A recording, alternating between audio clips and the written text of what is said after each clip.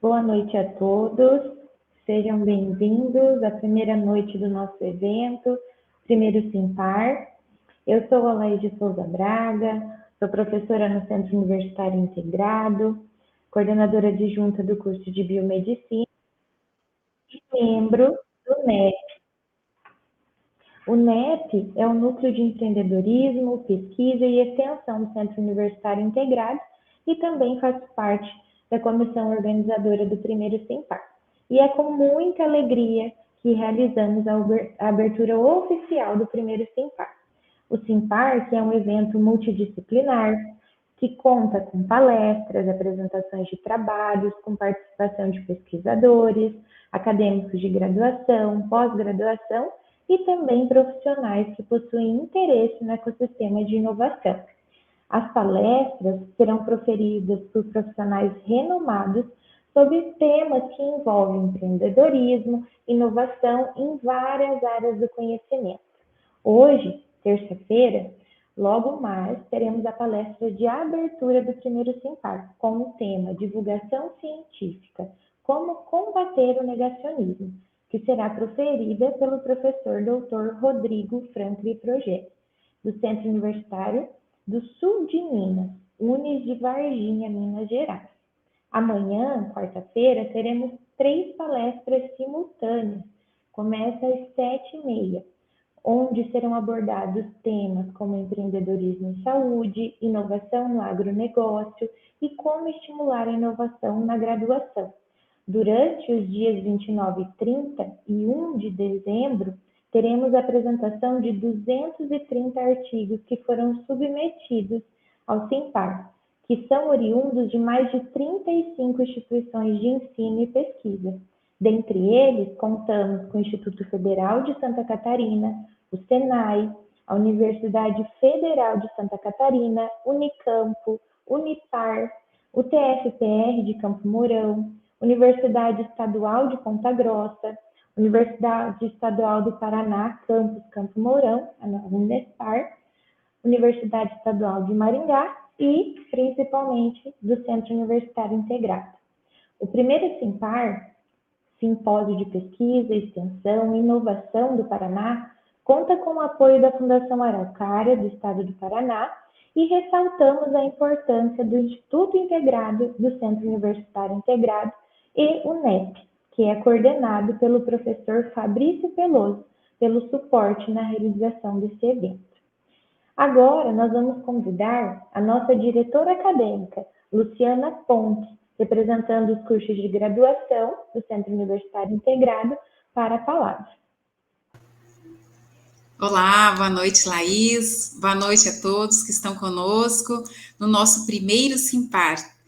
Damos aqui início à realização desse seminário super importante para o mundo acadêmico. Aí serão 3 dias de muita divulgação de conhecimento. É uma oportunidade para os nossos estudantes aqui apresentarem seus trabalhos, as suas pesquisas e compartilharem conhecimento. É sempre muito bom, é sempre muito rico. Podemos sempre aprender cada vez mais e essa realmente é uma oportunidade muito rica para todos. Quero agradecer aqui imensamente a organização do evento e quem esteve à frente aí para que realmente esse evento se realizasse, que é toda a equipe do NEP, à frente do professor Fabrício, e também aí a parceria, né, nossa parceira, a Fundação Araucária, que nos apoiou para a realização deste evento. Quero agradecer também todos os coordenadores de cursos, todos os cursos de graduação, toda a parceria, toda a gestão acadêmica, sempre atuando para que o conhecimento, para que o ensino, para que esse compartilhamento aconteça de forma muito gratificante para todos nós. Então, o professor Rodrigo vem de Minas Gerais, está aqui remotamente. Muito obrigada por estar conosco, professor Rodrigo. Estamos aqui ansiosos, com sede de conhecimento, para que o senhor compartilhe conosco aqui dos seus saberes. Muito obrigada por estar conosco, é uma grande honra. Professora Laís, obrigada. E desejo a todos aí muito sucesso nesses 3 dias de evento, que possamos cada vez aprender mais e nos enriquecer. Muito obrigada e boa noite. Muito obrigada, Lu. pelas suas palavras, por sempre estar nos apoiando.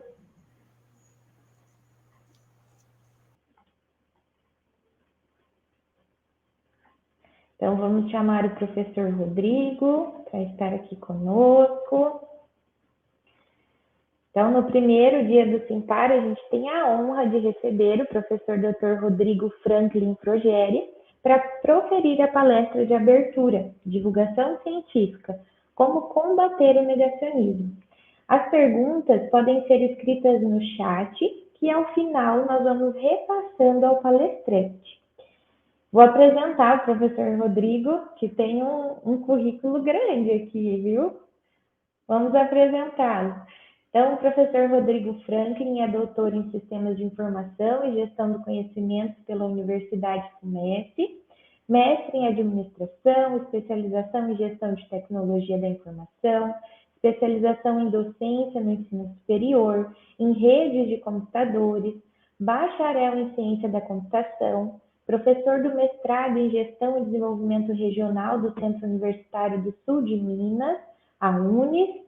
Na pós-graduação em regime de especialização da UNES, atuou nos cursos de Engenharia de Software, com Java, desenvolvimento de aplicativos para dispositivos móveis, gerência e tecnologia de redes de computadores e MBA em Gestão de Tecnologia da Informação.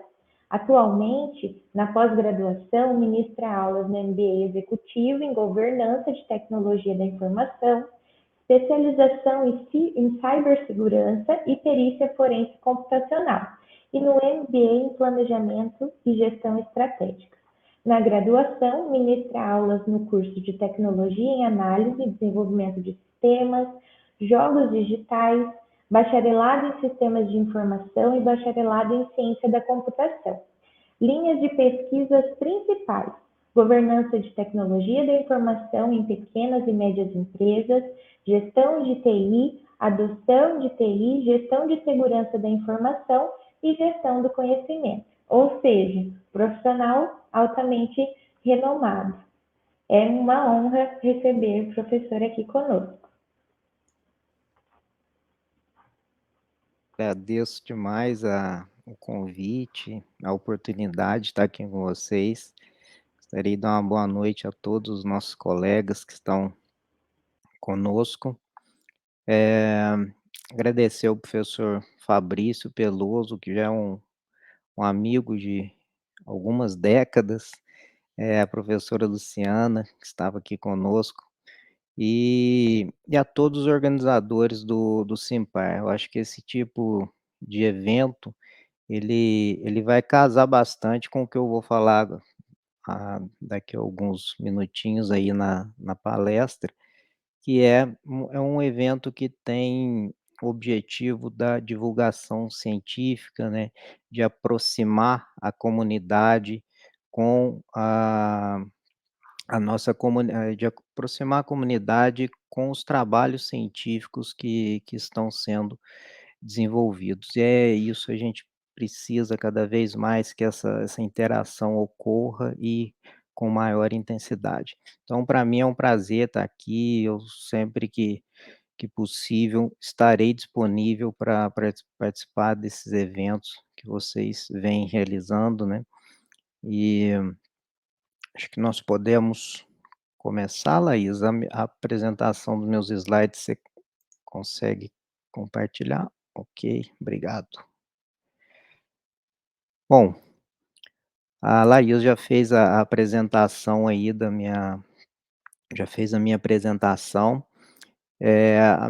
Hoje eu trabalho principalmente, né, como pesquisador, apesar de atuar tanto na graduação quanto na pós-graduação lato sensu e na stricto sensu, né, no mestrado.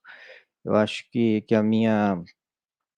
o meu tempo maior hoje, ele é dedicado à produção científica, à realização de pesquisas. Então é uma área que eu tenho um carinho especial, né, vocês viram que a minha formação, ela é toda na área de grande parte dela, né, na área de tecnologia, mas acho que foi no mundo científico, na pesquisa científica, que eu me encontrei, e acho que os estudos científicos, eles ganharam uma notoriedade, um espaço na mídia, um espaço no nosso cotidiano, nos últimos anos, né, principalmente, devido à pandemia por Covid-19.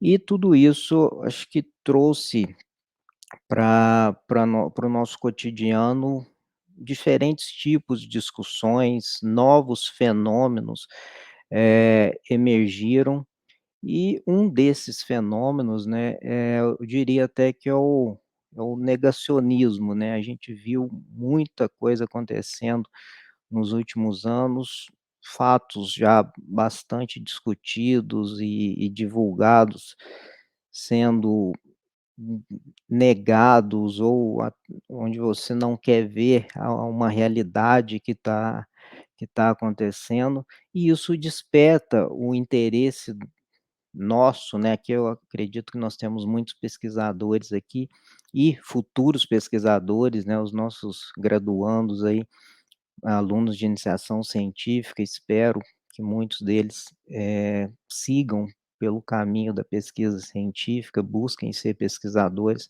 porque nós brasileiros precisamos cada vez mais de pesquisadores.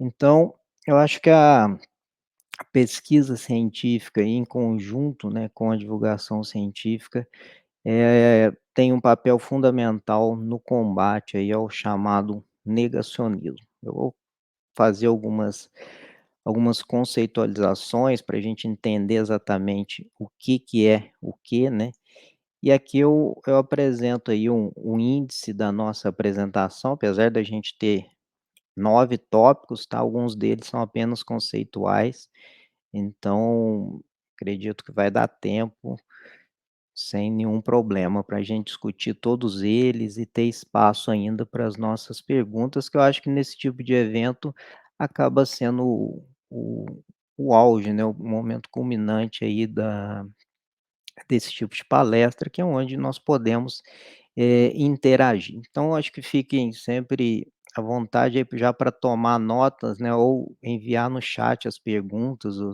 as dúvidas que vocês tiverem, que eu vou ter o maior prazer de responder ao final da apresentação. Bom, eu vou começar fazendo um paralelo, né, entre comunicação científica e divulgação científica, porque são conceitos que confundem muito, e eles têm abordagens completamente diferentes. Depois eu vou discutir brevemente, né, o conceito de negacionismo, o que que vem a ser o negacionismo. O conceito, ele é relativamente simples, né, só que acho que as discussões centrais que nós temos que ter é como que ele acontece, ou por que ele acontece. E ao longo da nossa apresentação, nós vamos chegar ali na seção 9, né, e apresentar aí algumas dicas e sugestões para que a gente possa, talvez, minimizar o negacionismo. Vocês vão perceber que é um fenômeno complexo, que envolve muitas variáveis, envolvem aspectos sociais. Eu até por isso que eu optei por trazer aqui na apresentação a discussão do termo cristalização, né, porque ele está muito associado a como que a comunicação, né, ou as informações que nós recebemos no nosso cotidiano, eles afetam a construção da nossa realidade, ou seja, essas informações vão afetar naquilo que a gente considera como verdadeiro, naquilo que é real para nós, e que eu vou levar isso como algo verdadeiro. E aí nós temos muitas discussões, eu vou passar também pela pela pelas fontes de informação que nós temos hoje em dia, as muitas fontes de informação, a relevância que essas informações têm para nós. Em muitos momentos eu vou tentar fazer um link com alguns estudos que eu tenho desenvolvido com alunos aqui do nosso mestrado. Na verdade, já desenvolvemos, né, esse trabalho está tendo uma continuidade em algumas instituições fora do Brasil, porque é um tema de abrangência mundial, a influência, né,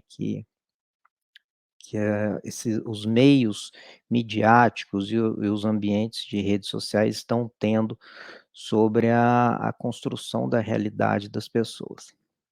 E aí no item 8 eu falo um pouquinho sobre a influência das tecnologias na construção dessa nossa realidade.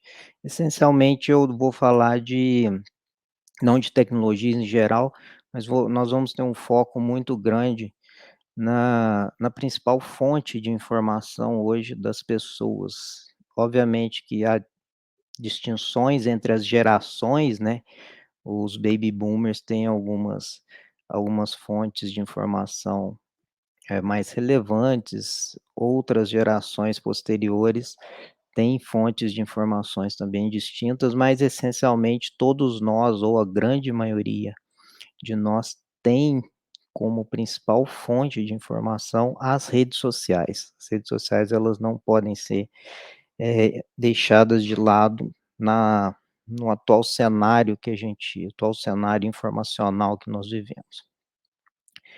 Bom, vamos lá. Bom, primeiro, pessoal, acho que é importante que a gente entenda aqui uma distinção entre a comunicação científica e a divulgação científica. Eu trouxe 2 conceitos aqui simples, né, para a gente entender principalmente o conceito de divulgação científica, né. O Bryant fala que a divulgação científica ela está associada aos processos pelos quais a cultura científica e seus conhecimentos se incorporam na cultura comum, enquanto outros autores falam que a divulgação científica é a comunicação de informações científicas por parte de cientistas para pessoas não envolvidas com pesquisa no mesmo campo de conhecimento. Então, quando nós falamos em comunicação científica, isso é um termo muito mais usado dentro do contexto dos pesquisadores. Nós, pesquisadores, colegas que estão aqui, nós fazemos comunicação científica, né, nós desenvolvemos os trabalhos, os artigos científicos, esses artigos são levados para as revistas científicas especializadas, e ali são publicadas para outros pesquisadores. É aqui que está um ponto chave é onde eu acredito que eventos como esse, ele atua exatamente nessa passagem, né, da comunicação científica para a divulgação científica. Porque o foco da divulgação científica vai ser exatamente levar para um público, vamos dizer assim, leigo, né, em estudos científicos, aquilo que os pesquisadores estão descobrindo, aqueles conhecimentos que estão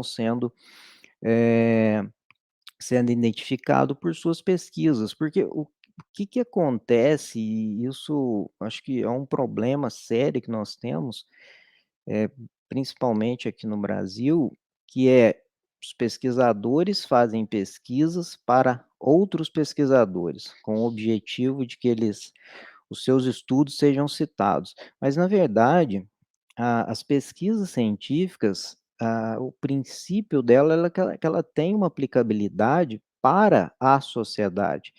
Então, quanto mais a gente conseguir divulgar os nossos trabalhos, olha, eu descobri isso aqui é melhor ser feito dessa forma, eh, participar de eventos, participar de rodas de discussão, participar de eventos que em em televisões, convites para participar em algum eventos em canais de televisão, e sempre dá uma publicidade para os trabalhos científicos que muitas vezes eles ficam lá dentro das revistas científicas, e quantas pessoas que não é do campo científico, que não é pesquisador, acessa uma revista científica, mesmo que ela seja de acesso aberto, né, muitas, o acesso ainda é pago, o que dificulta mais ainda a leitura.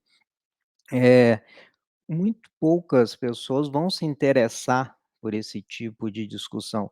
Isso aqui vai ter um impacto direto no tema, na temática central aqui do nosso da nossa palestra, que é o próprio negacionismo, né. Quando eu chegar ali nas discussões sobre negacionismo, né, vocês vão nós vamos perceber que, o contexto de negar algo, né, ou negar aquela realidade, ela vai estar muito associada em negar o que a ciência comprovou. Porque a nossa realidade, tudo que nós fazemos hoje no nosso dia a dia, no nosso cotidiano, o que a gente faz dentro das empresas, as práticas que nós temos dentro das empresas, a forma como nós nos alimentamos, a forma como nós nos exercitamos, tudo vem do campo científico. Ocorreram previamente estudos científicos que identificaram melhores práticas, melhores formas de se realizar uma ou outra atividade. Então, a partir do momento que a divulgação científica, esse chegar na sociedade, né, o conhecimento científico chegar até a sociedade de uma forma simples, compreensiva, isso dá muito espaço para que o próprio conhecimento científico seja negado. Esse acho que é um ponto chave em que já estou dando um spoiler lá do nosso final no finalzinho da nossa palestra, mas é algo que nós precisamos fortalecer. Essa essa comunicação com os não cientistas, com a sociedade em geral, uma forma de falar simples, de apresentar resultados de uma forma simples. Então a divulgação científica é isso, é esse momento que nós estamos aqui em falar para um público não cientista sobre algo que a ciência já vem demonstrando, algo que a ciência está falando: "Olha, isso aqui é a melhor forma de ser feito, isso aqui não está correto". E aí você começa a criar ali uma base para que a ciência seja menos questionada, porque os questionamentos acabam vindo muitas vezes daqueles que desconhecem completamente o que a ciência já comprovou. Só que nós não podemos, eh, eu bato muito nessa tecla, eu vou explicar para vocês, né, acho que a gente não pode, eh, culpar as pessoas por simplesmente não conhecerem aquilo. Tem todo um processo para que aconteça, né, a negação por uma ou outra realidade, não é simplesmente falar: "Ah, essa pessoa ela não está em sã consciência", ou algo semelhante, não é bem isso. A gente tem um fenômeno acontecendo na sociedade, não somente no Brasil, mas no mundo todo, e que a gente vai discutir um pouquinho aí. Bom, eu acho que algo que aconteceu, que foi um fenômeno que se desenvolveu muito, né, durante a pandemia por Covid-19, foi o papel do divulgador científico, que até já existia, né, o papel do divulgador científico, ele já existia, não é novo, mas ele não praticamente não tinha espaço, o espaço dele era muito restrito. E com a pandemia e o surgimento de inúmeras notícias falsas e desinformação, nós vamos comentar sobre isso também, o papel do divulgador científico, que acaba sendo um pouco diferente, né, do cientista pesquisador, né. O cientista pesquisador é aquele que vai criar ou vai desenvolver os estudos, vai fazer os seus artigos e publicar nas revistas científicas. Enquanto o divulgador científico vai fazer esse papel de olhar para o que a ciência já comprovou, que a ciência já demonstrou, que está publicado lá nas revistas científicas e passar para o público em geral, para o público leigo ou não cientista, né, esses resultados. E aí durante a pandemia, acho que se destacou muito 2 pessoas, eh, houveram várias, né, mas acho que 2 pessoas se destacaram muito, que foi o Átila Yamarino e a própria Natália Pasternak, que foram 2 pessoas que tiveram uma audiência e eu acho que um papel fundamental na divulgação científica durante um momento crítico, né, que toda a sociedade estava passando e que naquela turbulência, né, muitas incertezas existiam, a gente não sabia o que que era verdadeiro, o que que era falso, o que que eu deveria fazer, que máscara que eu deveria usar, que atitude que eu deveria, que local que era mais seguro ou menos seguro, como que o vírus se espalhava, tudo isso, gerou-se muitas incertezas em toda a sociedade. E aí, o divulgador científico, acho que ele teve um papel fundamental em orientar, em trazer das publicações científicas que foram ocorrendo ao longo do tempo para o público em geral. Eu fui uma pessoa que acompanhou muito isso, né.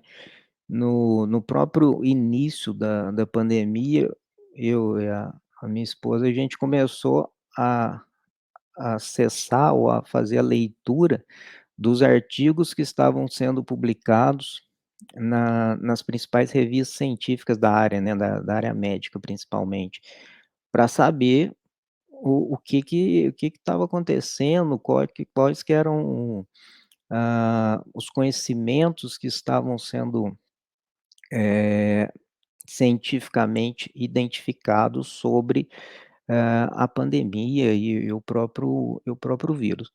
E aí, com os divulgadores científicos, isso ficou até um pouco mais simples, né, porque a própria leitura de um artigo científico, ele é uma leitura muito mais densa, muito mais pesada, ela segue todo um rigor metodológico, e que não é quem não está acostumado, não é do um pesquisador não vai ter interesse em buscar esse tipo de informação, ou se tiver interesse, pode ter até uma dificuldade na leitura e na compreensão daquilo que está sendo apresentado. Então, o papel do divulgador científico, acho que ele foi fundamental e continua sendo, eh, em apresentar para a população em geral, para as pessoas em geral, aquilo que a ciência tem comprovado. Bom, aí nós chegamos aí na pergunta, né, pessoal, de uma das temáticas centrais do nosso encontro aqui. O que que seria então esse negacionismo?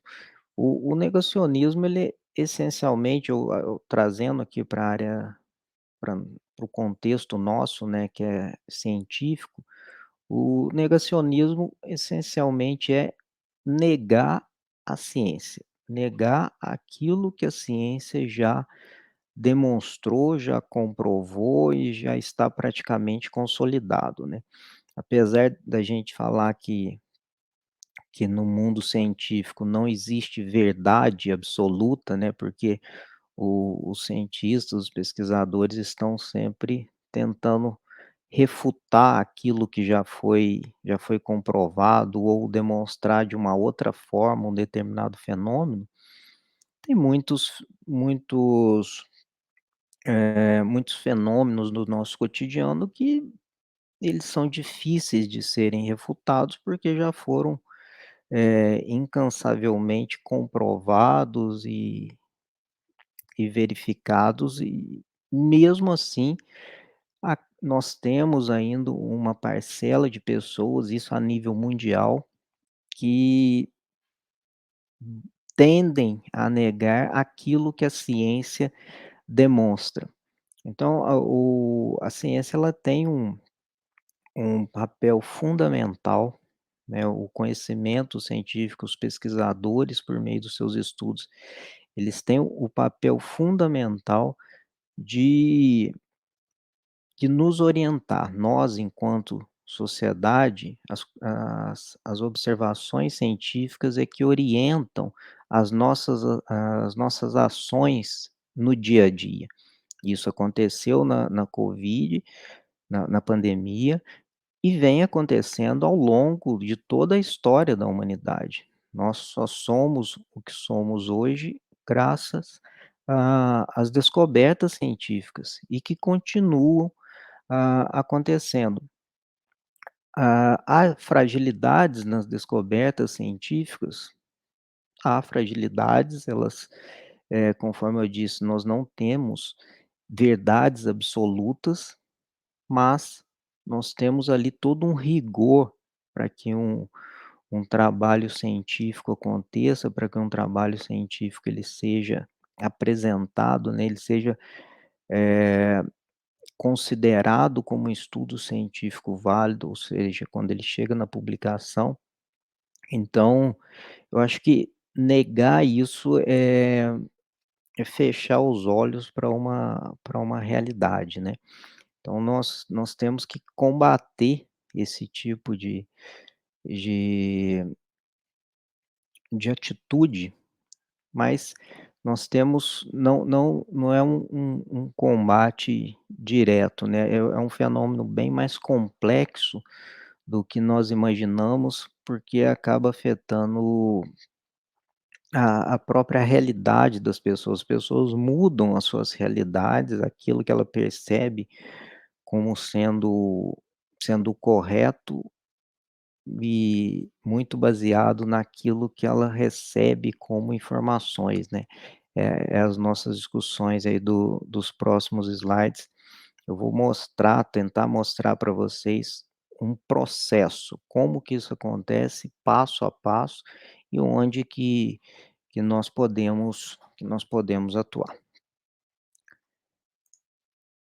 Bom, aqui cortou, perdeu resolução, mas dá para a gente ver aqui, são 2 tópicos, pessoal, que eles estão associados ou eles são, eu diria que são fomentadores do negacionismo, né. São passos iniciais, que é as notícias falsas, né, as famosas fake news e a desinformação. Então, quando a gente esses termos eles são diferentes, tá. Apesar de muitas vezes eles serem confundidos, fake news e desinformação são conceitos distintos. Eh, eu trouxe aqui duas notícias falsas, né, aqui em Minas, eu sempre coloco uma coisa do Cruzeiro, tem que pôr uma do Atlético também, senão o pessoal fica bravo. Uma notícia falando que o Messi iria ser o novo reforço do Cruzeiro, né, essa notícia já não é tão essa notícia falsa não é tão nova assim. Uma outra até que teve um burburinho aqui com o pessoal do Atlético Mineiro com relação ao Anelka, né, um jogador francês. Ambas são notícias completamente falsas, mas que se tentou, que foi divulgado isso para as pessoas. E aí, pessoal, um ponto de reflexão, né, por quê? Por que que alguém, gasta o seu tempo criando uma notícia falsa? Essa é um primeiro questionamento, né. Depois eu vou entrar ali nas dicas, né, de identificação de notícias falsas, que é da Federação Internacional de Associação e Instituições de Bibliotecários, foi publicado na época da pandemia para ajudar as pessoas a tentar identificar notícias falsas, mas um ponto de reflexão nosso aqui é nós tentarmos ver o lado de quem produz notícias falsas, né. Os interesses podem ser os mais diversos, né, manipulação informacional, que isso tem uma influência, a gente vai discutir isso também, mas muitas vezes tem interesses financeiros. Por quê? Porque como que se ganha dinheiro na internet hoje? A internet, todo o mercado financeiro dentro da internet, ele se baseia em acesso, em tomar ou receber a atenção das pessoas que estão ali naquele ambiente. Então as notícias falsas, elas uma das motivações principais, ela é buscar cliques das pessoas, que as pessoas acessem pelo menos aquele conteúdo. E tem dado muito certo, porque nós, por natureza, somos curiosos, né. Então você recebe uma notícia como essa aí, que o Messi vai ser o reforço do Cruzeiro, os cruzeirenses e até os atleticanos vão correndo ver se aquilo realmente é verdade. O simples clique daquele o acesso àqueles ambientes, ele já gera uma monetização para para quem construiu, para quem publicou aquela determinada informação, né, no caso uma informação falsa. Então essa é uma das motivações. A outra motivação a gente vai falar um pouquinho mais à frente, a de controle informacional, de usar os próprios algoritmos das redes sociais para um determinado fim. Mas eu vou dar um destaque aqui para esse quadrinho em verde, né, que é o como identificar notícias falsas. É da mesma forma, pessoal, hoje a gente tem que estar muito atento a tudo, né, porque as coisas acontecem muito rapidamente nos ambientes digitais. Mas, da mesma forma que a gente tenta divulgar práticas para identificar notícias falsas, aqueles que produzem as notícias falsas estão desenvolvendo práticas para enganar. Então é uma disputa a todo momento, né. E aí tá sempre evoluindo as possibilidades de se falsificar. Hoje no mundo digital, né, principalmente com a inteligência artificial, tá tudo ficando muito difícil de se discernir aquilo que é real daquilo que é falso. Em uma outra apresentação, né, que eu já fiz com o pessoal da Fiocruz, até o professor Fabrício Peloso participou também, nós apresentamos para o pessoal um vídeo de deepfake, né, a deepfake são vídeos em que o áudio é manipulado e o rosto das pessoas são manipuladas de uma forma, assim, impressionante, você não consegue saber se aquilo é verdadeiro ou falso, e é realizado por inteligência artificial. Então esse tipo de vídeo ele é banido, né, pelo menos por algo pelas principais plataformas, de redes sociais, porque ele tem um efeito altamente nocivo, eles pode enganar as pessoas, né. Em imagens fixas, a gente tem alguma certa nós podemos ter um certo questionamento, mas agora quando você tem áudio e o vídeo de uma pessoa falando alguma coisa ou expondo alguma opinião e aquilo é completamente manipulado, o efeito nocivo disso é devastador. Então há um movimento, principalmente por parte das grandes, empresas de tecnologia em combate, né, a deepfake. E nós temos que estar atentos para isso, né. E aí é onde entram essas dicas, né. considerar a fonte de onde que isso veio, né, quem que é o autor daquela informação, eh, se aquilo realmente procede, se não é algo muito absurdo, porque muitas vezes é aquilo que eu disse, o efeito curioso das pessoas, né, às vezes a gente recebe uma informação e não aplica nenhum tipo de critério para avaliar se aquilo realmente é válido. Acessa, lê e já repassa para frente. E isso pode estar prejudicando uma série de pessoas e às vezes até você mesmo. Eu acho que tentar consultar a fonte original de onde que aquilo veio, é sempre um caminho adequado, assim como tentar verificar se aquela informação ela está nos principais veículos de informação, né. Os principais veículos midiáticos que nós temos, eles até há uma forte tendência quando você tem uma informação que é de interesse de toda a população ou que ela é bastante destoante daquilo que a gente tem no cotidiano, ela vai ser publicada em diferentes fontes, não somente naquela que você recebeu. O Hoje nós temos algumas agências de checagem de fake news, isso eu acho que é fantástico, isso tem que ser ampliado, né.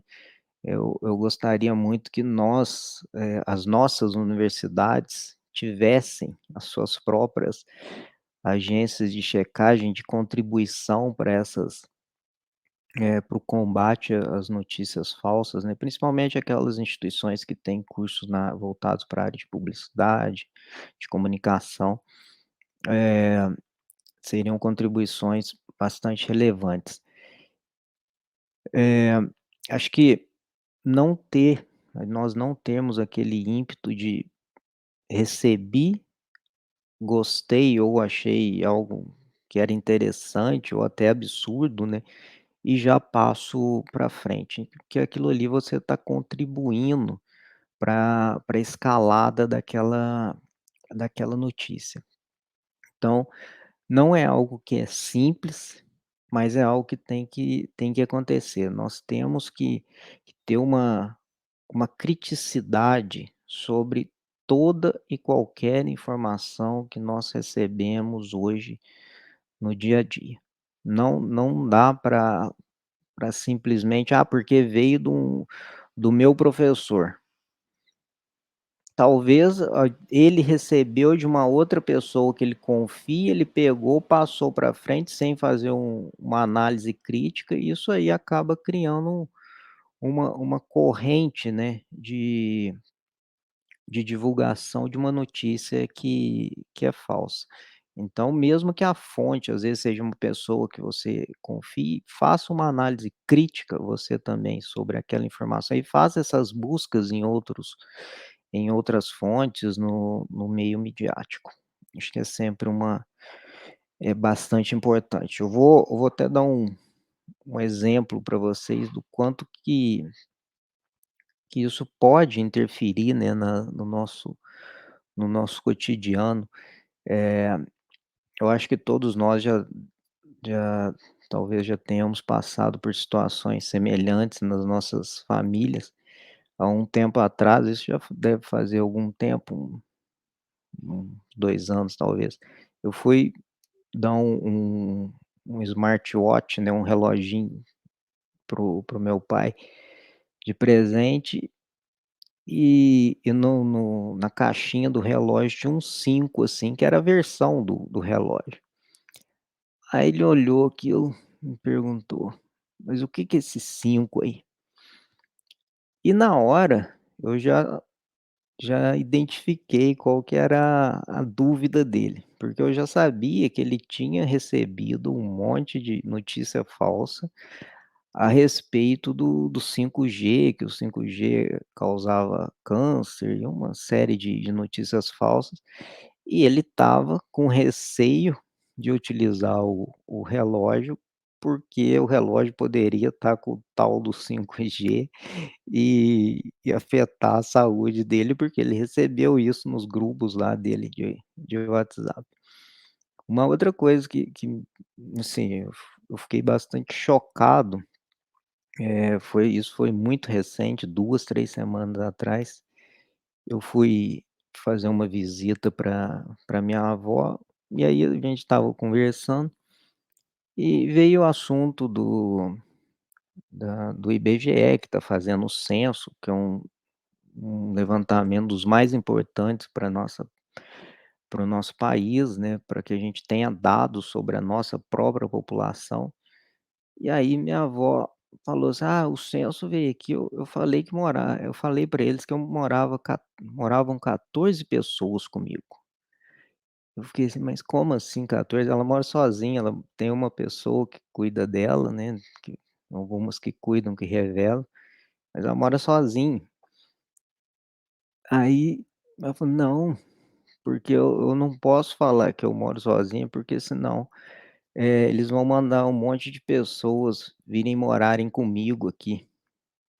Pessoas que não têm uma residência vão vir morar comigo".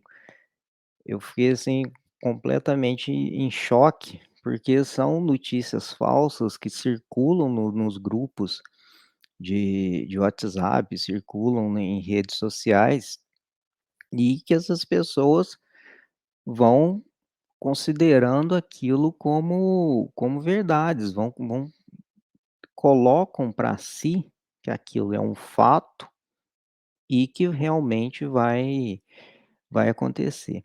Então não, o combate às notícias falsas, ela tem que ser cada vez mais intensa, ela está no nosso cotidiano, ela está no nosso entorno. Eu vou destacar alguns pontos aí, em momentos, né, que isso acontece. Aqui só para a gente conceituar a desinformação, né, a desinformação ela tende a ter um efeito bastante nocivo, porque a ideia dela ela tem o propósito de enganar ou de ludibriar as pessoas, né, então talvez você pega uma informação que tenha um contexto, mas ela tenha algumas alterações ali, algumas modificações naquela informação, que pode ter um efeito bastante nocivo, né, a própria discussão sobre a vacina foi uma dessas que tem o efeito pior dela, era a própria pessoa se infectar e vir a óbito. Bom, aí pessoal, só para que a gente valorize cada vez mais a produção científica, a gente tem que entender como que esse conhecimento científico ele é construído exatamente para que a gente não tenha dificuldade ou não queira negá-lo, né. Eu falo com meus alunos de mestrado que eles, às vezes, eles escrevem um texto lá, 10 páginas de texto, e aí eu pergunto: "Mas onde que estão as referências? Quem que escreveu esse texto? De onde que vieram essas informações? Cada afirmação que você faz aqui, como que ela foi comprovada?". E aí ele fala: "Não, eu escrevi da minha cabeça, eu escrevi daquilo que eu tenho na minha convivência". E no mundo científico não funciona assim, né. Eh, Você só faz afirmações, você só constrói o seu corpus textual ali fundamentado naquilo que já foi demonstrado. Então a ciência ela se forma assim, por meio de conhecimentos já validados, e nós vamos construindo as nossas afirmações. Então não é tão simples, né, quando a pessoa vem e fala alguma coisa para você, coloca para você uma afirmação, você tem que saber qual que é a fonte daquilo, de onde que ela veio, como que aquilo foi comprovado. Porque se não houver essa fonte, ela não tem validade, né, no mundo científico ela não tem validade nenhuma. Mas, as pessoas podem dar suas opiniões, ok, só que isso não tem fundamentação científica. Se você não tiver o acesso à fonte, essa fonte não for validada, não tem uma uma comprovação por trás disso. "Ah, meu fulano me falou", tudo bem, fulano ele pode falar o que ele quiser, mas qual que é a fundamentação? De onde que veio essa fundamentação? Então a gente tem que discernir o que que é aquele conhecimento que tem uma origem científica, do que é a opinião do Zé lá de alguma de algum meio midiático, de onde que ele tirou aquelas informações, né. A gente não pode acreditar cegamente naquilo que é passado, seja esse meio, seja qual meio de comunicação que você recebeu. Principalmente, né, nos meios, de redes sociais, que aí qualquer pessoa pode fazer isso, qualquer pessoa pode colocar uma informação lá, aí acredita quem quer. Bom, aí pessoal, a gente entra já no que eu gostaria de destacar aqui, que é como que isso tudo acontece, como que nós vamos cair lá na como que as fake news vão interferir no nosso cotidiano, como que a desinformação vai afetar no nosso cotidiano, e como que nós vamos culminar no negacionismo, né, na negar a própria ciência, aquilo que foi devidamente demonstrado. Então hoje a gente tem uma série de fontes de informação. Nós temos jornais impressos, telejornais, portais de notícias na internet, né, muitas vezes que replicam os jornais impressos, no ambiente digital. Nós temos podcasts de jornalistas, nós temos blogs, tem uma infinidade de ambientes onde nós podemos ter informação. Além, é claro, das principais, que são as redes sociais. Facebook, Instagram, Twitter, WhatsApp e o TikTok hoje principalmente entre os adolescentes, ele tem um apelo muito grande. E considerar as fontes de informação, né, qual que é a minha principal fonte de informação? Esse é um primeiro ponto de análise. Eu me informo muito por onde? Eu acredito que a grande maioria de vocês que está me ouvindo aqui se informa pelas redes sociais, recebe muita informação por meio das redes sociais. Não que eu não estou condenando aqui as redes sociais, tá, existe muita coisa boa nas redes sociais, existe excelentes profissionais que têm seus perfis nas redes, têm os seus canais no YouTube. Eu até esqueci de colocar o YouTube ali, agora que eu tô vendo. Então, não condenem as redes sociais, nós temos que usar com parcimônia, nós temos que usar sempre com aquele olhar crítico, porque tem um contexto, né, em que as redes sociais, ela pode se tornar bastante nociva para a gente, e nós nem percebemos. É onde eu vou chegar nas nossas discussões aí. Bom, o segundo ponto, pessoal, esses elementos que eu estou trazendo para vocês aqui, ele é de um trabalho de um orientando meu, que defendeu a dissertação dele recentemente, em que nós analisamos adolescentes e o quanto esses adolescentes consideravam, né, as informações que eles recebiam fora da escola, se consideravam, né, essas informações adquiridas fora da escola como mais relevantes do que aquelas que eles recebiam em sala de aula. E aí nós analisamos primeiro quais que eram as principais fontes de informação que eles tinham. São adolescentes, nós pegamos uma faixa etária de 13 a 18 anos e aproximadamente 1.200 e pouco estudantes aqui do sul de Minas, uma pesquisa bem grande. E obviamente que deu rede social, né, que eles mais usam, mas algo que nos surpreendeu muito nos resultados foi que eles têm, a grande maioria usa acho que a rede social mais utilizada era o Instagram, e depois, Facebook, WhatsApp, o TikTok acho que estava em quarto, se eu não me engano. Só que na hora que a gente observou a relevância, né, que nós perguntamos a relevância da informação, qual que desses ambientes aqui que você consome, né, que você recebe informação, essas informações são mais relevantes para você. Porque uma coisa é eu ter a fonte da informação, eu usar aquela fonte para me informar. Agora, qual que é a relevância que eu dou para aquela fonte, das informações que eu recebo dela? E aí onde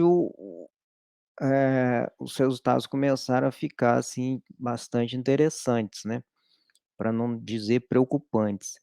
E aí o TikTok foi uma deu um resultado altíssimo. Eles não apesar de não ser a grande maioria que utiliza, né, que tem perfis nas redes nessa rede social, a relevância das informações que eles dão para o TikTok, né, para aquilo que eles consomem na rede social TikTok, era altíssima. E ali levantou um alerta para a gente, né.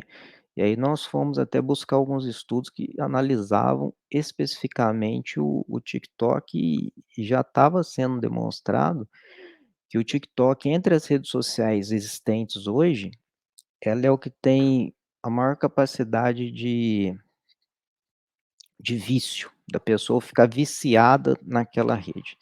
Pela própria dinâmica que ela tem, né, tudo muito rápido e quando você pega um extrato da sociedade de adolescentes, que já nasceram digitais, né, eles têm essa ansiedade, tudo é muito rápido, então ambientes como o YouTube, que eu achava que iria dar um resultado alto, né, consumir informações do YouTube seria alto, foi um dos piores. Então foi, assim, resultados bastante interessantes e preocupantes ao mesmo tempo, que a gente via o uso, né, e foi esmagador o uso de redes sociais como principal fonte de informação, no eh, jornais impressos ou jornais online, né, esses portais de notícias online, isso era pouquíssimo utilizado por essa faixa etária, e a relevância dada para essa informação, esse é um outro elemento. E aí, a gente olha também um terceiro elemento que nós chamamos de cristalização, né, na literatura, mas é bem simples de entender. Cristalização vem da física, e é quando você tem um produto bruto, né, alguma coisa está tudo junto, você passa por um processo de aquecimento, aquilo solta, depois você faz uma filtragem. E aí você tem os chamados cristais, né, aquilo que saiu daquela filtragem. E isso é usado na literatura de comunicação de massa, para falar da filtragem, né, daquilo que nós recebemos uma enorme quantidade de informações diariamente, e como que nós filtramos essas informações, para a gente falar: "Ó, isso aqui é bom, isso é ruim, isso é bom, isso é ruim". E aí, tem alguns autores que eles discutem, né, o efeito da cristalização nas mídias sociais, nas redes sociais. E essa discussão ela se fundamenta em 2 pontos centrais, né, a diversidade da rede de contatos que a pessoa tem nos ambientes online, e a diversidade de temas e assuntos que esse mesmo indivíduo tem na sua rede. Ou seja, de uma forma bastante simples, eu posso ter uma grande rede de contatos nas minhas redes sociais. Eu tenho lá 5, 6 redes sociais e 1 milhão de pessoas que eu sigo, que eu interajo, etcétera. Essa é a minha diversidade da rede de contato. Essa é a quantidade, né. Mas quando eu falo em diversidade da rede de contatos e associo com temas e assuntos, é eu posso ter 1 milhão de pessoas na minha rede de contatos, mas todas falam só das mesmas coisas, ou elas pensam da mesma forma que eu. O mesmo vale para a diversidade de temas. As minhas redes de contato discutem somente temas específicos em que todo mundo concorda com todo mundo. Isso eu tenho uma fraca cristalização. Por quê? Porque eu estou, na literatura é chamado de echo chambers, né, de câmaras de eco, que são pessoas que estão sempre discutindo as mesmas coisas. Você não tem diversidade. E aí é onde o problema começa a ficar sério, porque é onde vai influenciar na minha construção da minha realidade.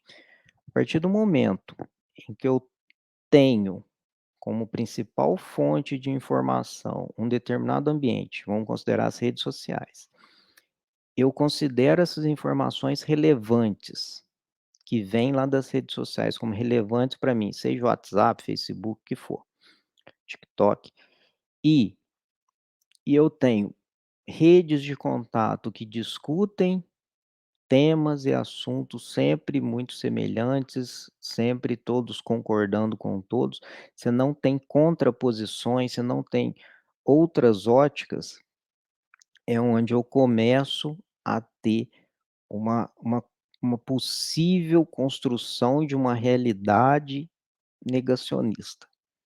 É onde aquela pessoa ela vai estar envolta por tantas pessoas afirmando a mesma coisa, que você pergunta para ela assim: "Mas de onde que você tirou isso?" Ela vai falar: "Todo mundo fala isso". Mas o todo mundo dela é o entorno, é o que ela conhece nas no princi na no principal na principal fonte de informação dela. E hoje nossas relações sociais são muito fundamentadas nas redes sociais, nos ambientes digitais, né. Muita gente acabou saindo da convivência, presencial e só tem, relações digitais. Isso aí é onde a gente tem uma um início para que essa pessoa ela fique envolta, né, por uma quantidade de informações que não tem nunca uma contraposição. E aí, isso é potencializado, isso tudo aqui que a gente está falando vai ser potencializado pelas tecnologias que nós temos hoje. Quando eu falar tecnologias, estou falando dos algoritmos das redes sociais. Você já tem uma pessoa que tem no seu convívio social digital, pessoas que falam as mesmas coisas, que discutem os mesmos temas, os mesmos assuntos. E aí você tem um elemento potencializador que são os algoritmos das redes sociais, porque eles funcionam como? Quando você acessa, clica, eh, dá um like, qualquer interação que você tem nos ambientes sociais, de redes sociais, o algoritmo ele vai entendendo que você gosta daquilo. Você pode fazer uma experiência aí no seu YouTube, por exemplo. Pesquisa uma coisa que você nunca viu e acessa lá esse vídeo, vê o vídeo por um tempinho curto, depois sai. Você vai perceber que rapidamente vai começar a aparecer coisas associadas àquilo que você pesquisou ou assistiu. Porque como a quantidade de informações é muito grande, o algoritmo ele tenta fazer um filtro para você, ou seja, ele aplica uma espécie de cristalização. Ele faz a cristalização está associada a ambientes sociais, tá, então por isso que eu estou falando de espécie de cristalização, mas ele vai fazer um filtro para você e falar: "Ó, já que você clicou, gostou, interagiu com aquilo ali, você deve gostar disso aqui também". Aí você coloca num ambiente em que todo mundo acessa, discute as mesmas coisas, interagem entre si sobre os mesmos temas, os algoritmos vão bombardear essas pessoas com mais informações ainda que ratificam aquilo que eles já estavam discutindo. Ou seja, para aquelas pessoas, a realidade delas é aquilo que elas estão recebendo no seu dia a dia.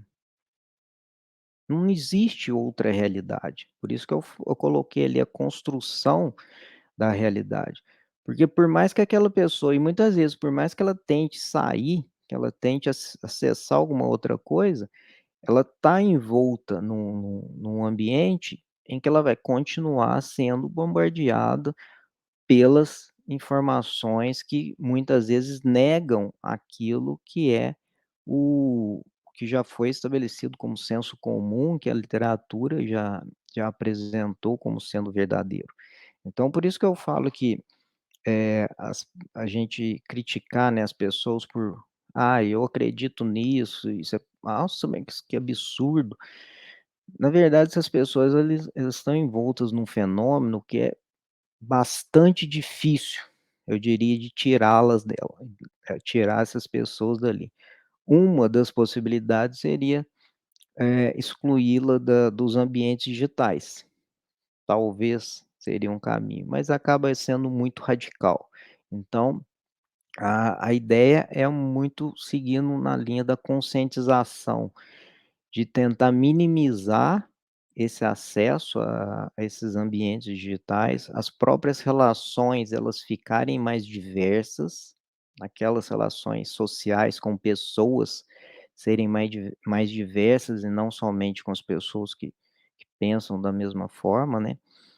E os próprios conteúdos e assuntos serem mais diversos também, para que essa pessoa tenha outras, outros temas a ser refletido, e ela para que ela não fique imersa completamente em temas que são muito muito restritos, e a ideia é que ela fique imersa naquilo mesmo, a própria os próprios algoritmos sugerem isso. E aí tem um outro ponto, que há grupos de interesse em criar esses ambientes, né, mas que não é a nossa discussão aqui, ok? Bom, e aí pra gente eu acho que eu tô com o meu tempo aí um pouquinho estourado, né, vamos finalizar aqui, eh, com algumas dicas e sugestões para que a gente possa minimizar esses fenômenos, né, que a gente viu, né, porque na verdade é um processo. Você começa desde o do uso das redes sociais, que eu não estou condenando, volto a repetir isso, acho que é um ambiente excelente para acesso à informação, para interação social, só que nós temos que ter ciência do que aquilo pode causar. Nós passamos pela relevância da informação, então eu acho bastante perigoso a gente dar muita relevância para informações, eu não estou falando a fonte da informação como um todo, tá, e não vão pensar: "Ah, uso eu gosto muito do YouTube".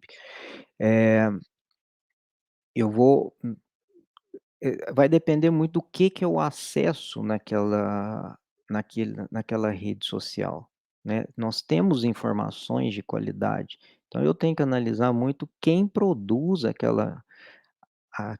aquele conteúdo, no que ele se baseia. Os principais criadores de conteúdo que têm preocupação com qualidade da informação, eles colocam a fonte que eles se basearam para construir aquele conteúdo e também saibam discernir entre o que é um conteúdo baseado em conhecimento científico e daquilo que é opinião, né. Porque muitas vezes a gente acredita em opiniões como sendo algo que foi cientificamente comprovado, e não é verdade. Então eu tenho que ter essa capacidade de discernimento. Falar: "Ó, esse aqui está dando opinião dele, beleza, é uma opinião. Agora o que que a ciência já falou?". Aí a gente pode buscar, eh, hoje é muito comum, né, dos pesquisadores e divulgadores científicos terem os seus perfis nas redes sociais. Então você busca várias opiniões, 4, 5, 6 opiniões. Quanto mais diverso for as suas fontes, melhor vai ser a sua cristalização. E aí você tem uma construção de uma realidade que não é restrita, né, uma realidade construída com base numa ótica restrita ou em óticas restritas, ok? Bom, aí com relação às dicas, né, acho que atuar proativamente, né, esse momento aqui é um momento de atuar proativamente, eu poder falar isso para vocês, despertar o interesse de vocês, né, se você já ficou aí matutando sobre essas discussões, eu acho que o objetivo já foi alcançado. Só de você refletir que isso pode acontecer, já é um caminho interessante, é um caminho adequado.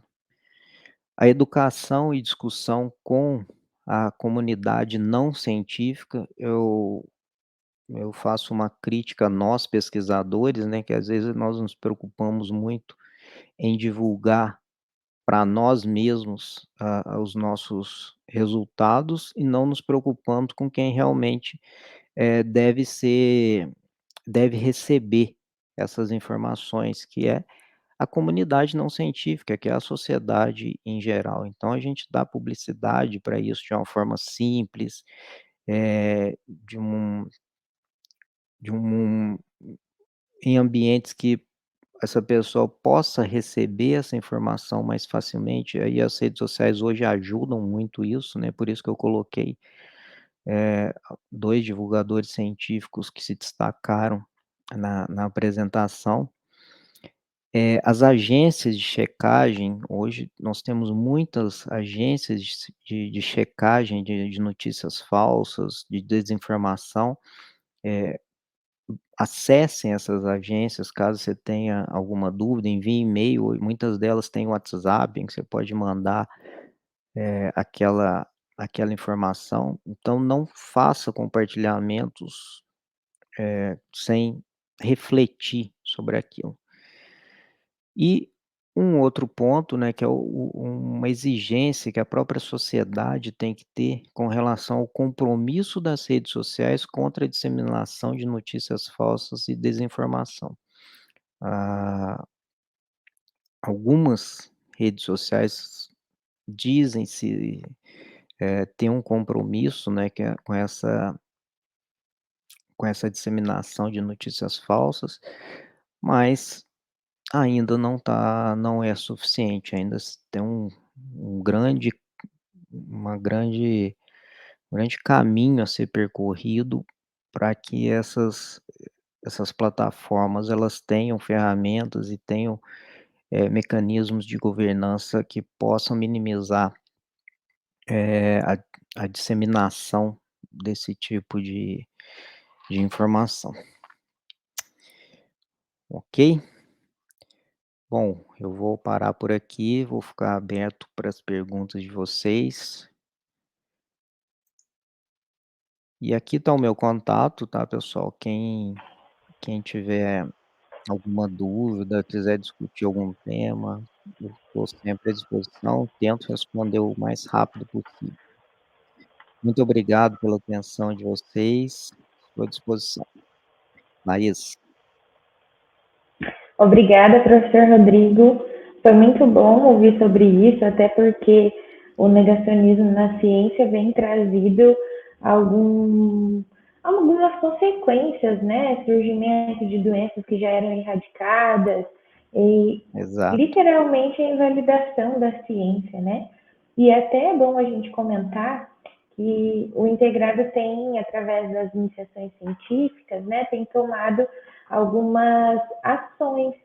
Então, nós tivemos uma mostra, que é na Semana Nacional de Ciência e Tecnologia, que foi nesse sábado, onde, não sei se todos, mas boa parte dos projetos de iniciação científica foram levados à praça da nossa cidade, no centro da cidade, em uma linguagem simples, de fácil acesso, para transmitir para a comunidade o que a gente faz, por que a gente faz, e foi um momento muito legal, onde os alunos realmente apresentaram ali para a comunidade o que eles fazem, o que é ciência. Ótima iniciativa, Laís, fantástico, fantástico. Eu acho que a gente tem que ter essa aproximação, sabe? Eu falei isso em um outro ambiente, tem alguns pesquisadores que não gostam, sabe, que eles gostam de fazer pesquisa e falar para quem é pesquisador, porque às vezes ele se acha que é mais inteligente que os outros, ou tem alguns perfis assim, sabe. Mas o objetivo principal da produção científica, né, do conhecimento científico, é chegar para a sociedade, é chegar para aquela pessoa que exatamente não é cientista, é ali que você vai ter o resultado da sua pesquisa, né. Então acho que esse tipo de iniciativa do Integrado é fantástico, muito bom mesmo. Parabéns, parabéns para você, eu não sabia. Parabéns, muito Aconteceu bacana. esse sábado, foi a primeira vez, mas foi, assim, muito bacana. Eu acredito, né, você pode falar melhor sobre isso, eu acho que as pessoas ficam interessadas, porque quando você fala de uma pesquisa, você fala como que foi feito, quais foram os resultados, as pessoas se interessam muito, sabe.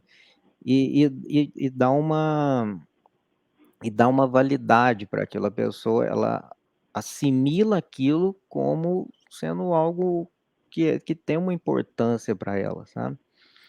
Então, eu acho que a gente tem que seguir nessa linha de tentar aproximar cada vez mais os trabalhos dos nossos alunos com a comunidade em geral. É verdade. Nós temos uma pergunta, vou colocar aqui na Estou à tela. disposição. Utilizando seu exemplo do grupo de WhatsApp, eu sabia que vocês iam perguntar da minha avó. Como podemos auxiliar para combater o negacionismo? Eu venho me perguntando isso. Tem o nome da pessoa, Laís? Quem que é? Não tem, eles Ah, me tudo bem. mandaram pelo WhatsApp, Ok, mas é aluno. ok. É uma excelente pergunta que eu venho me fazendo também, sabe, Laís. Eh, eu acho que os idosos eles entraram no mundo digital recentemente, né. Então, até como uma forma de facilitar o contato com os parentes, a ideia inicial era essa. E eles estão sendo altamente afetados pelos efeitos nocivos das redes sociais. E eu acho que é muito no sentido de conversar, mas não conversar pela própria rede social. Você mandar mensagem pelo WhatsApp que não vai adiantar, porque quando você manda eu vou dar outro exemplo para vocês da minha realidade. No começo da pandemia mesmo, que aquele monte de incerteza, eu comecei a mandar informações, falei: "Gente, tem pesquisa sobre isso, falando nisso". Só que quando eu mandava, eu não podia ficar o dia inteiro lá, né, e esse pessoal, eles têm uma disponibilidade de tempo muito maior que nós. E aí quando eu mandava uma coisa, já chegavam 20, 30 informações falsas, eu não tinha como competir, sabe. Então, eu acho que a conversa pessoal num ambiente em que não tem ninguém com o celular, eu acho que ela pode ter um impacto muito maior do que aquilo que ela vai recebendo no dia a dia. Porque não sinceramente, você não tem como competir. Elas têm aquela convivência ali, tem toda uma dinâmica da rotina, e é um trabalho de insistência, sabe, de tentar trazer outras pessoas para conversar também, pessoas que ela porventura admira, que tem uma consideração. Então, na hora que você começa a envolver as pessoas do entorno, que ela que, eh, ela possui relevância para ela, né, ou para eles, eu acho que você começa a mudar um pouquinho, mas não é fácil, é muito, muito complicado. Eu acho que todos nós temos alguma situação dessa na nossa família e a gente fica se perguntando: "O que que pode ser feito?". Ou lá toma o celular e joga fora? Não dá, não pode, não é isso que vai resolver. Então eu acho que tem que ser muito no sentido de conversar, de tentar chegar num senso comum, mostrar que não é bem aquilo que está acontecendo, que muita informação é falsa, que tem pessoas com interesses, ao mandar aquilo para ela, né, ou para eles. Então é nessa linha. Eu não tenho sinceramente não tenho uma solução e a academia também não achou uma, viu. Eu tenho pesquisado sobre isso e tá tá ainda incipiente, sabe? Essas ações do cotidiano podem ser Tem realizadas. melhorado, né? Até o próprio WhatsApp, ele tem aquela lupinha que você consegue Exato, é. pesquisar, saber se é uma notícia falsa ou não, mas eu acho que Uhum. de pouquinho, né, fazendo dentro de casa ou na faculdade com os nossos estudantes, a gente Exato, vai exato. andando É, os degrauzinhos, né? o ambiente escolar, o ensino médio, a graduação, tem tido bons resultados ao fazer algumas rodas de discussão sobre isso, de conscientização. Só que a gente tem um extrato da população, que eu acho que é o pessoal ali, meu pai, na minha idade do meu pai, né, de 60 anos para cima, e chegando nos idosos, que eles já estão, à medida que eles se envolvem dentro das redes sociais, é bem mais difícil você ter essa conversão, vamos dizer assim, você mostrar um outro lado para eles, porque eles ficam realmente muito envoltos pelo próprio tempo que eles passam, é o que que a gente chama de tempo de tela, né. Então, quanto mais o tempo de tela você tem, mais você tem aquele grupo de pessoas que discutem os mesmos temas, os mesmos assuntos, e aquilo vai internalizando, internalizando, que é muito difícil você dar mostrar uma outra perspectiva, sabe. Mas é um trabalho que é aos poucos, de formiguinha mesmo. Só para complementar, Laís, eu acho que também passa por algumas fases, né, nós temos, às vezes, influências midiáticas que podem comprometer isso, então na hora que alguns desses elementos eles são fragilizados, você tende a minimizar isso também no cotidiano das pessoas. Deixa eu dar mais uma olhadinha se temos mais perguntas. Não temos mais perguntas, mas temos comentários, agradecendo a palestra, que foi ótima, e também faço as minhas palavras. Foi muito bom te ouvir, professor, trouxe Agradeço. considerações muito importantes. Muito obrigada por compartilhar conosco um pouco do seu trabalho, um pouco do seu conhecimento. Eu agradeço pela oportunidade, estarei sempre à disposição do integrado para participar dos eventos. Gostei muito, parabenizo vocês pela organização do evento. Espero que tenhamos outros aí. Com certeza, terão outros convites. Ok. Muito Muito bom, obrigada. Laís. Grande abraço para vocês, uma boa noite. Boa noite.